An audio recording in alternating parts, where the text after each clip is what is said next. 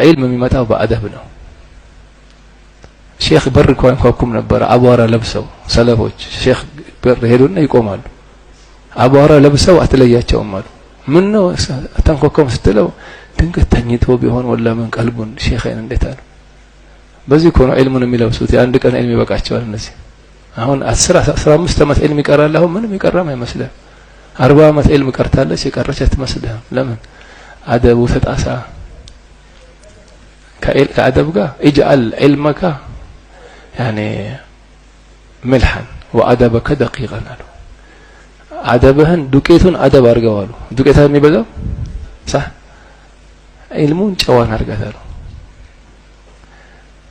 እንደዚህ ከሆነ ነበር ኢማም አህመድ ቢን ሐንበል ነው ሙስነድ አለ ኪታብ ይወት ዛሬ ሙስነድ ኢማም አህመድ ሐዲስ ሲያቀሩ ልጃቸውን ሲያቀሩት ሙስነድ ሰዎች መጥተው ያዳምጣሉ።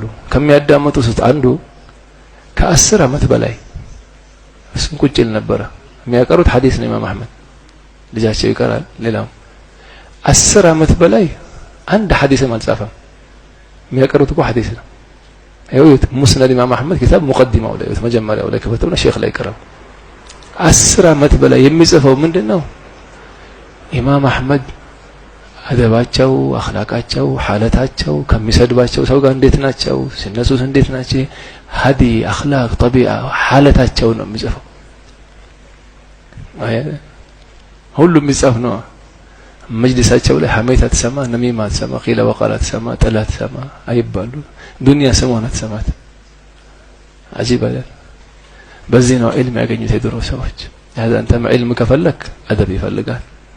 ተዋضع ممن تعلم علم የምትቀራበት ሰው ላይ ተዋضع አላቅም ማለት አንድ መጅልስ ላይ ትልቅ የዛሬ 300 ዓመት አካባቢ ሼኹ ዒልም ያቀራሉ። አንድ ወጣት ከኋላ መጥቶ ቁጭ ይላል፣ ዝም ይላል፣ ምንም አይናገርም። አንድ ቀን ደርስ ከጨረሱ በኋላ ሼኹ ተማሪዎቻቸውን ከኋላ የሚቀመጠው ወጣቱን ታውቁታላችሁ ያሏቸው። አናውቀውም ሲሉ በአራቱ መዝሀብ ፈትዋ መስጠት ይችላል አሉ። ዛሬ በሰፊና አንችልም። በአራቱ መዝሀብ ልቡ ላይ አለ።